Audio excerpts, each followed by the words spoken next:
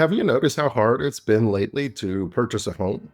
It's not just the interest rate, it's not just the inventory, it's not even just the prices. It's like everything's working together against us. One of the questions that we often have is why, and we'll go over that. But one of the more important questions that we want to work towards is, well, what do I do now? Because the prices are there. So what should I do? Should I stay put? Should I move? Should I sell? How do I maximize things?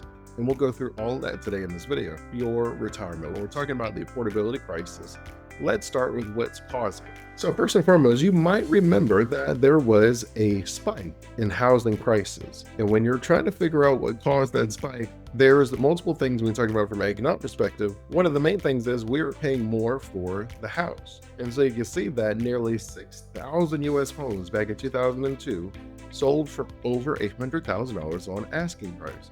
Which means that when I'm using comparables to price my home, if my neighbor said, hey, you know what, all our homes are worth $400,000, and then they sold their home for $500,000, $550,000, $600,000, guess what price my home is going to be listed at when I sell?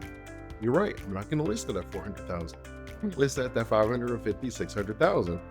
And now what some people will say is, well, Dre, of course that was a one-off, but how many one-offs do you have to have before something is just the norm? And you can see that back in 2021, 2,400 homes were sold for at least $100,000 over asking price.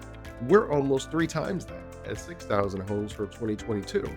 And you may or may not remember at that time, we were just kind of getting off of COVID.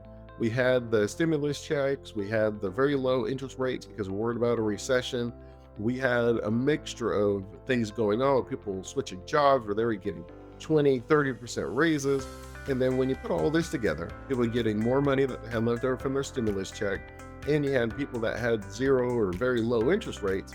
This is the type of things that were creating those high inflationary environments. If I have extra money, what am I probably going to do with it? I'm probably going to spend it. And that's what people did. They spent that money, and then that raised the price of all the things in the market.